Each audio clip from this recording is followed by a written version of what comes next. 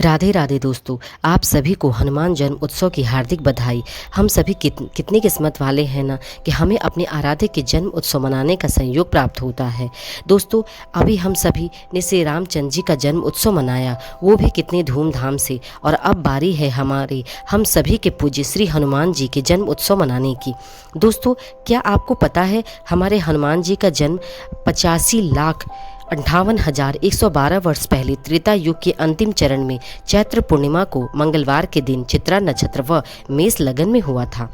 इस तरह हम सभी हर साल चैत्र पूर्णिमा के दिन हनुमान जी का जन्म उत्सव मनाते हैं और इस बार यह मंगलवार के दिन पड़ रहा है। बोलिए, है ना बहुत सुंदर संयोग। दोस्तों, वैसे तो हनुमान जी के अनेकों नाम हैं, लेकिन आज हम बात करेंगे कि कैसे हमारे हनुमान जी का नाम हनुमान पड़ा। तो चलिए आज मैं आपको बताती हूँ। वैसे तो हनुमान जी का बचपन में मारुति नंदन और अंजनी पुत्र के नाम से बुलाते थे, क्योंकि उनकी माता का नाम अंजनी और पिता का नाम वनराज केसरी था। हनुमान जी भगवान शिव के 11वें रुद्र अवतार हैं।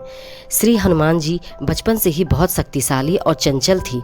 एक समय की बात है कि हनुमान जी सो रहे थे और अचानक उनकी नींद खुल गई और उन्हें भूख लग गई। दोस्तों, यह बात तब की है जब हनुमान जी बहुत छोटे थे। वे उठे और देखा कि आसमान में एक लाल फल दिख रहा है। वो छोटे थे तो उन्हें यह नहीं पता था कि वो भगवान सूर्यदेव हैं। एक छोटे बच्चे की तरह उन्हें ऐसा लगा कि वो कोई फल है। ऐसा सोचते हुए वो एक छलांग लगा दी और आसमान में जा पहुँचे। उस समय बहुत ही सुबह थी तो हमारे हनुमान जी ने भगवान सूर्यदेव को निगल लिया, अर्थात खा लिया। ऐसा करते ही चारों ओर अंधेरा हो गया। लोग बहुत डर गए। सारे देवता सोच में पड़ गए कि ऐसा कैसे हो सकता है कि जो सूर्य देवता के दूर से ही किरणें को नहीं झेल पाता है, अर्थात सूर्य भगवान की इतनी तेज गर्मी का हम नहीं सह सकते हैं, मानो जल जाता है। वो सूर्य भगवान को खाने चले गए हमारे बजरंगबली अर्थात हनुमान जी। सारे देवता ये विचार करने लगे कि बालक हनुमान जी को कैसे समझाया जाए कि वो सूर्य देवता को अपने अंदर से अर्थात अपने मुख से बाहर कर दे, लेकिन वो तो बालक है, ऐसा कैसे मान जाते। दोस्तों, ऐसा भी कहा जाता है कि बालक हट के सामने तो सभी को झुकना पड़ता है, और यहाँ तो ये बालक रूपी हनुमान जी हैं और वो तो सूर्य को भगवान को फल समझकर खा लिया, तो उनके लिए तो सूर्य भगवान एक फल ही हैं। एक बालक की बुद्धि ऐसी ही होती है, लेकिन हमारे इंद्रदेव ये बात कहाँ समझते। वो जाकर बालक रूपी हनुमान जी को डराने लगे और उनके साथ लड़ने लगे, अर्थात युद्ध करने लगे। बालक हनुमान जी बहुत छोटे थे, लेकिन इंद्र का मुकाबला किया और उन्हें हरा दिया। तब इंद्र को बहुत गुस्सा आया और इंद्र ने अपने वज्र से बालक हनुमान पर प्रहार कर दिया। दोस्तों, वज्र जिसका प्रहार कभी खाली नहीं जाता, उस वज्र के प्रहार से बालक हनुमान मूर्छित हो गए और उनके मूर्छित देखकर पवन देवता को बहुत गुस्सा आया कि सारे देवता एक बालक के साथ ऐसा हरकत कैसे कर सकते हैं। बालक को समझाया जा सकता है, लेकिन इंद्र देवता के प्रहार से वो भी अपने वज्र से किया। यह देखकर पवन देवता को बहुत गुस्सा आया और उन्होंने वायु अर्थात पवन को रोक दिया, जिसकी वजह से सारी सृष्टि हवा विहीन हो गई। लोग बिना वायु के अर्थात हवा के मरने लगे।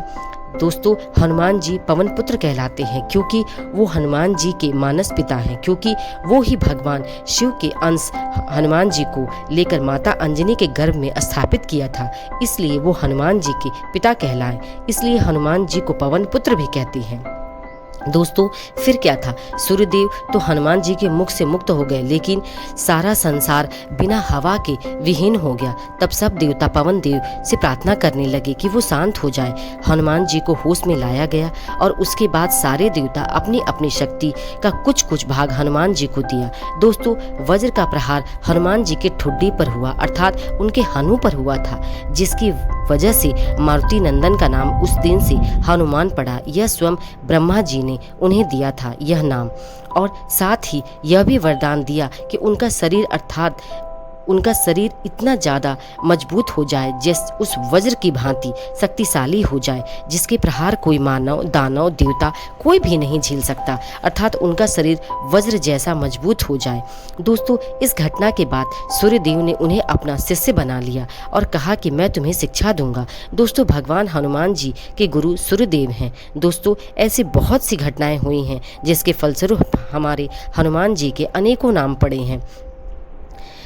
तो आइए हम सब अपने आराध्य हनुमान जी का जन्म उत्सव मनाते हैं और ये प्रार्थना करते हैं कि हम सभी के जीवन मंगलमयी हो, हमारे कष्टों का निवारण करे और खुशियाँ हमारे जीवन में सदा विराजमान रहें। दोस्तों, आपको मेरी यह कहानी कैसी लगी? अगर अच्छी लगी हो तो प्लीज़ मेरे चैनल को लाइक, शेयर और सब्सक्राइब करें। प्रेम से बोलिए राधे राधे।